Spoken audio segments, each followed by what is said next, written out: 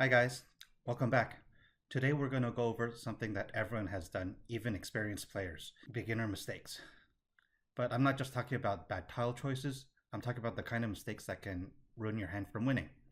I've split them into two types: functional mistakes that mess up the rules or flow of the game, and tactical mistakes where you're playing legally but probably not making the correct choices.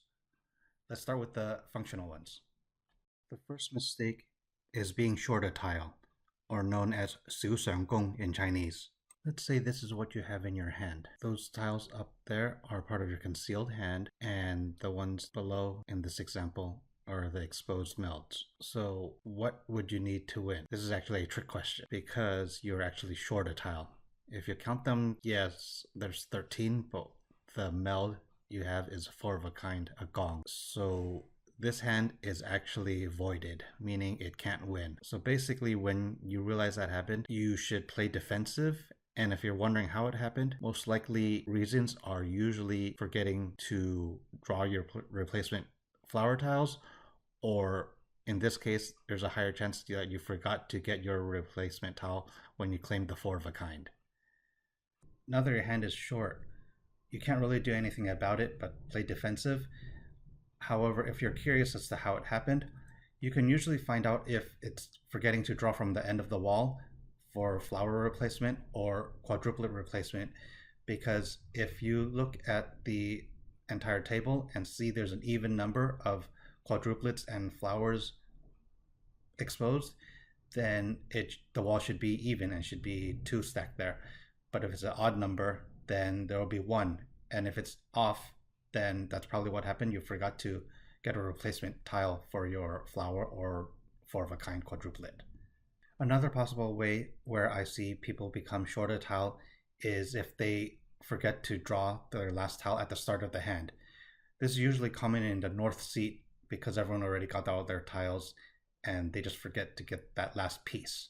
Usually it's identifiable, but some people just think maybe a tile fell over and just draw the next tile because it'll have 2 tiles side by side instead of being stacked on top. Okay, let's move on to the second mistake. Mistake 2, having an extra tile, 大相公. Other than being short a tile, the opposite of that also kills your hand, having 14 tiles when you shouldn't. Let's be clear, you're only supposed to have 14 tiles, not counting flowers and extra tiles from quads right before you discard, never after. Now, how this can possibly happen is, one of the ways is if you draw and forget to discard somehow, or end up drawing twice because you didn't realize you drew and then something interrupted you and you drew again. So when you have the wrong number of tiles, you can't win, except there's one special case. Actually, there is one way you can win when you have the wrong number of tiles. If you're short a tile, you can still win with a flower win where you have 7 or 8 flowers. You're not able to do so if you have an extra tile. This is because if you're short a tile, it's acceptable since it's tougher, and if you have an extra tile, that's technically an unfair advantage. Okay, let's move on. Mistake 3, drawing from the wrong end of the wall. You might be playing all normal and everything's all good, but then all of a sudden either you or maybe another player just has a momentary brain lapse and decides to draw from the wrong end of the wall for whatever reason, or in some cases, some people might even draw from the middle of the wall because the edge of the other one is too far and they didn't notice. Up here is an example of what I mean. Mistake number 4, playing out of turn or in the wrong direction. This one generally happens more with beginners. After someone claims a pong for a triplet, play is supposed to continue to the right of the person who claimed the discard. But I've seen some beginners just continue to play as if their turn was not skipped. Along those same lines of wrong order of play, I've seen games where people are just playing in a clockwise direction instead. I guess it's fine if you're consistent, but it'll get really confusing when you try and play with others. So the general rule of play is it goes to the left counterclockwise. Okay, now we're going to get into the strategical or tactical mistakes of the game. Mistake number 5, waiting for dead tiles. Here we have an example where we already have 3 sets and we're waiting to finish the hand by getting one more set. The last 4 tiles you see there are a pair of red dragons and a pair of 9 of characters. So as you can see, we're waiting for one of those to come out to complete a winning hand. But the problem is, if you look at all the discards and claimed tiles, you'll notice there's a problem and why your hand would not be able to win in its current state. This example is an easy fix if you can draw the right tile. So in this example, we drew the 7 of characters, which is actually good because now we can pivot and change our weights. If we get rid of the 9, then we just wait for middle weight for the 8 of characters. True, you only have one option now as opposed to the 2, the red and or the 9. However, because both of those are dead, you would want to pivot and make this change to continue your hand and try to wait for the 8 for the win. Mistake number 6, choosing a difficult weight. Alright, paying attention to this part is important because it will make you a better player.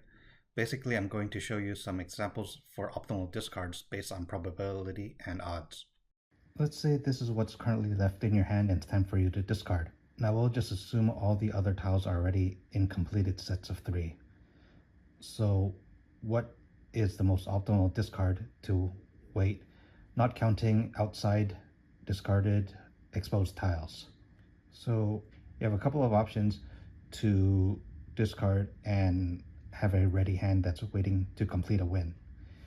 So let's say you discard this 5 of bamboo. Then what would you need to wait to complete your hand? The 3 of bamboo. But there is a better option. Now, let's say you discarded the 2 instead. Now you're waiting for a 3, but you're also waiting for a 6. So that gives you more choices. Now in this next example, you're currently waiting for the 2 of bamboo or the north. So there's 2 remaining of each one of those. But let's say you drew the 3 of bamboo. Now you have a couple of choices. You can continue to discard it and keep your same weights, or if you decide to discard the 2, keep a 3, now you have the 1 or the 4 of bamboo for waiting, and there's a total of 8 of them remaining because there's 4 1s and 4 4s. So that would actually increase your odds. Again, this is assuming there are none in the exposed sections of the table. Mistake 7, playing dangerously with no plan. The last mistake I'm going to talk about is dangerous or reckless play. A lot of times beginners will play dangerously because they're only paying attention to their own hand and not seeing what other people are doing. However, an experienced player may also play dangerously or recklessly because they're losing a lot and on tilt or not caring about consequences. If your hand is bad and you're still throwing out risky tiles like dragons or terminal numbers late in the game, you're basically feeding someone else's win. A good rule of thumb is if a player has multiple melds showing and you're far from ready, you probably want to play safe tiles. Avoid discarding something that can give them a high scoring hand.